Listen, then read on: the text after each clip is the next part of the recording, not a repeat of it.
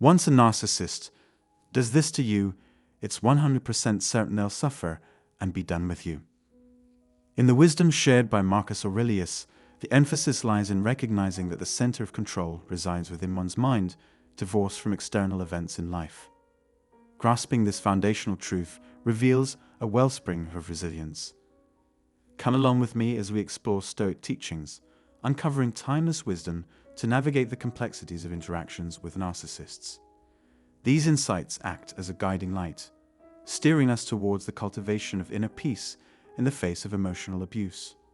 I extend an invitation for you to stay engaged until the end, as a concluding lesson on rebuilding self-worth may unfold as an unexpectedly transformative experience. Equipping ourselves with these practical principles provides us with tangible strategies to traverse the emotional terrain, regain fortitude, and reshape our perspective while recovering from the profound impacts of narcissistic relationships. Lesson 1. Respond with calmness, refraining from descending to their level. Retaliatory actions only serve to perpetuate the drama, providing narcissistic supply. While anger in response to injustice is valid, responding with abuse remains ethically unsound. As Marcus Aurelius expressed, the best revenge is not to be like your enemy. Confront chaos with composure. Consider the woman who, feeling betrayed by her narcissistic ex-deceit, vehemently confronted the other woman. This only facilitated his victimization narrative, pitting them against each other. It took years of introspection for her to attain serene acceptance. Rather than seeking revenge, she acknowledged the possibility of his reenacting childhood abandonment trauma, fostering compassion. In summary, opt for logic over fury when confronting narcissists. While certain emotions may be justified, retaliation jeopardizes your peace. Choose the high road instead. Lesson 2. Embrace hindsight and scrutinize vulnerabilities. Avoid adopting a victim mentality by attributing meaning to pain. Reflect on the reasons you endured emotional abuse or manipulation. Drawing inspiration from Lao Tzu's wisdom, knowing others is intelligence, knowing yourself is true wisdom. Nurture self-awareness to break free from destructive relationship patterns. Consider the woman who uncovered her persistent attempts to prove her worth to emotionally distant partners, stemming from low self-esteem. Her recent narcissistic relationship displayed early red flags she had unconsciously overlooked. Through counseling, she laid bare this vulnerability to manipulation and is now independently building her self-worth. Essentially, courageous self-reflection acts as a safeguard against the repetition of history. As Epictetus declared, no man is free who is not the master of himself. Recognize your blind spots to reclaim freedom. Lesson 3. Reconstruct shattered self-worth. Narcissists intentionally undermine their victims' self-esteem using covert tactics to enforce submission. However, you need not permit external measures to govern your intrinsic value. Echoing Marcus, you hold power over your mind, not external events.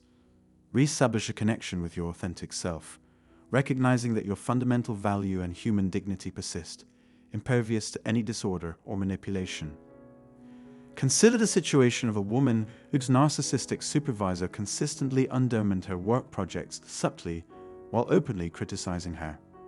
This experience led her to question her abilities despite prior acknowledgement of her talent.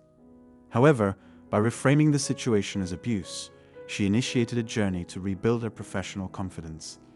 Instead of fixating on unjust external standards, she redirected her focus inward, emphasizing perseverance, creativity, and resilience. Essentially, recognize that the narratives spun by the narcissist are fabrications designed to manipulate you. Resist relinquishing your sense of self. Reclaim ownership of your identity and worth through gradual healing. Reconstruct the shattered self-trust. Lesson 4. Seek closure within, not relying on the narcissist.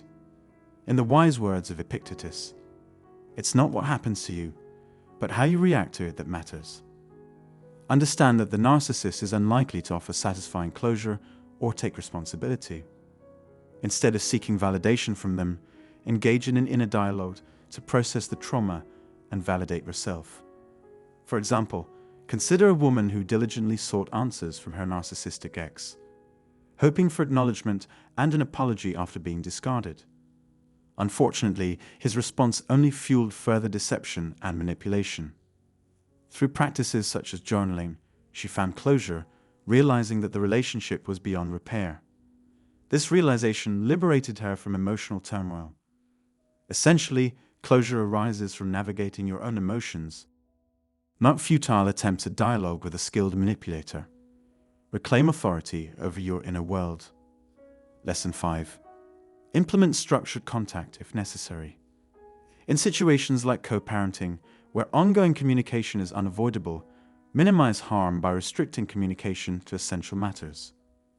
Heed Lao Tzu's wisdom, say less than necessary. Avoid reactive abuse and the urge to prove yourself. Reflect on the woman who attempted to explain her lifestyle to her narcissistic ex during custody coordination to preempt judgment on her parenting. However, this only invited manipulative remarks. She then embraced the practice of grey rocking, maintaining politeness while providing minimal information.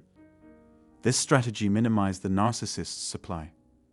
Essentially, structure contact to avoid manipulation but refrain from justifying your situation.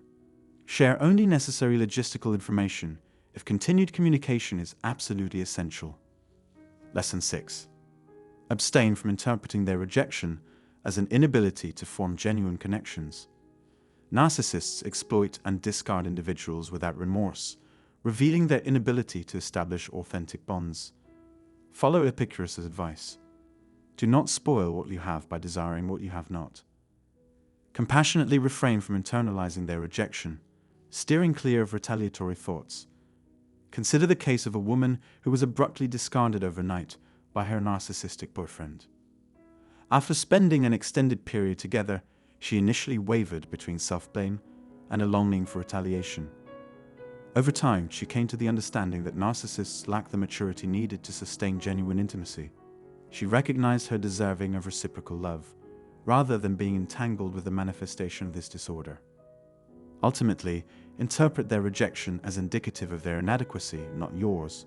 Mend attachment wounds, cultivate self-worth, and pave the way for tranquility while avoiding potentially toxic bonds. Lesson 7. Disrupting trauma bonds for personal growth is essential. Established trauma bonds with emotional abusers amplify the pain of separation, even when one acknowledges its wisdom. Persistent feelings of addiction and withdrawal may tempt a return. Following Epicurus' wisdom, the greater the difficulty, the more glory in overcoming it. Actively counter these bonds through self-improvement therapy and participation in support groups dedicated to recovering from narcissistic abuse. Consider the case of a woman who repeatedly halted her divorces just before finalizing them, struggling to break free from her narcissistic husband.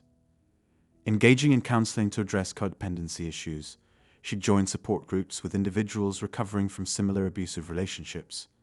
By reinterpreting her obsession as trauma bonds rather than genuine love, she found the strength to conclude the divorce process and redirect her energy toward a healthier life.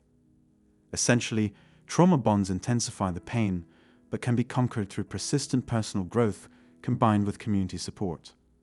Focus inward, shift from longing and anguish to self-nourishment, and reclaim your freedom. Lesson 8. Discerning their issues from yours is crucial.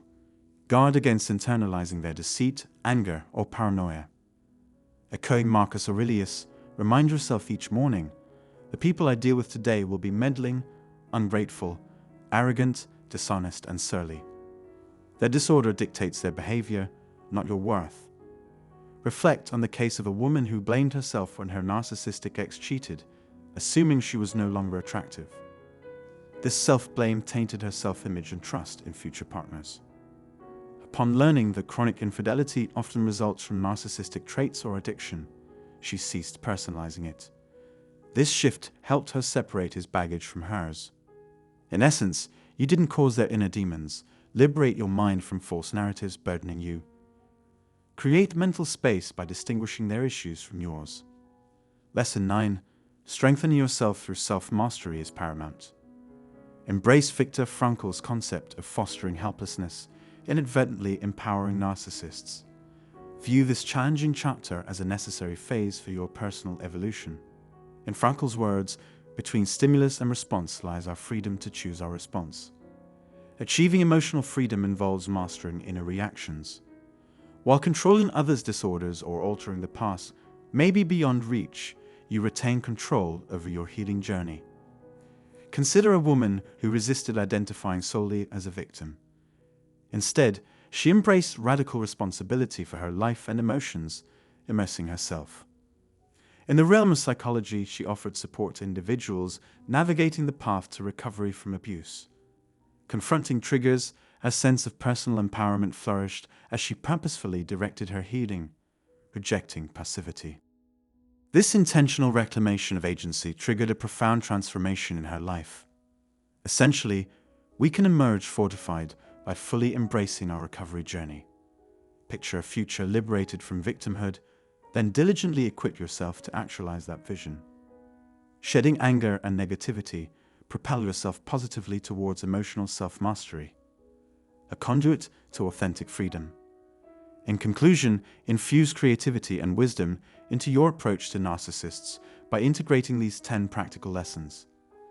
Seize control of your reactions, establish unwavering boundaries, navigate manipulation through transformative reframing, and emerge strengthened through self-mastery.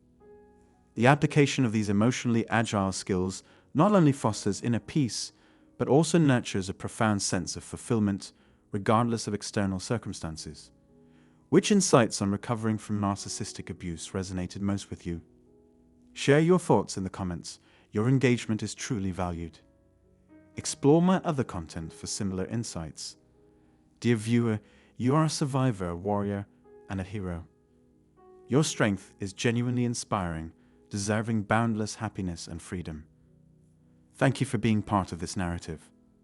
I believe it imparted valuable wisdom on navigating narcissistic abuse wisely. If you found it beneficial, please indicate with a thumbs up and consider subscribing for more content focused on healing from emotional trauma.